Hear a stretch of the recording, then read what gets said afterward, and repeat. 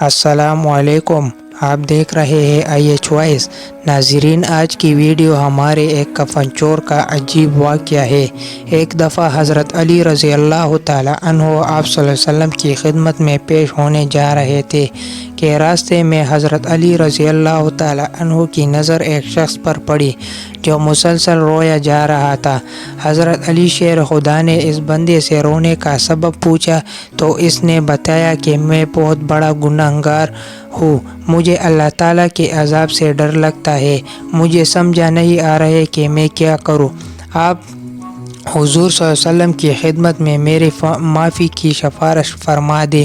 حضرت علی رضی اللہ تعالی عنہ اس شخص کو ساتھ لے کر حضور صلی اللہ علیہ وسلم کی بارگاہ میں پیش ہوئے۔ جب حضرت علی رضی اللہ تعالی عنہ حضور صلی اللہ علیہ وسلم کے سامنے گئے تو حضرت علی رضی اللہ تعالی عنہ رو رہے تھے۔ حضور صلی اللہ علیہ وسلم نے دریافت فرمایا، اے علی، آپ کیوں رو رہے ہو؟ حضرت علی رضی اللہ تعالی عنہ نے فرمایا، اے اللہ کے نبی حضرت محمد صلی اللہ علیہ وسلم، میں آپ کے پاس ہی رہا تھا کہ راستے میں ایک شخص کو بہت ہی زیادہ روتے ہوئے دیکھا تو اس کی حالت دیکھ کر مجھے بھی رونا آ گیا۔ حضرت محمد صلی اللہ علیہ وسلم نے پوچھا، وہ شخص کہاں ہے؟ آپ رضی اللہ تعالی عنہ نے عرض کیا، یا رسول اللہ، وہ شخص باہر کھڑا ہے۔ حضور صلی اللہ علیہ وسلم نے اس شخص کو اندر آنے کی اجازت دی تو وہ بندہ آپ صلی اللہ علیہ وسلم کے سامنے پیش ہو کر اتنا رویا کہ رسول اللہ صلی اللہ علیہ وسلم نے اس بندے سے پوچھا، اے نوجوان، کیا ہوا ہے؟ تم اتنے کیوں رو رہے ہو؟ اس نے جواب دیا، یا رسول اللہ، مجھ سے بہت بڑا گناہ ہو گیا ہے، اللہ مجھے معاف کر دے گا؟ حضرت محمد صلی اللہ علیہ وسلم نے فرمایا، مجھے یہ بتاؤ کہ تیرا گناہ بڑا ہے کہ اللہ کی رحمت بڑی ہے؟ اس بندے نے عرض کیا، یا رسول اللہ صلی اللہ علیہ وسلم، میرا گناہ بڑا ہے۔ پھر آپ صلی اللہ علیہ وسلم نے فرمایا، تیرا گناہ بڑا ہے کہ اللہ کی قدرت بڑی ہے؟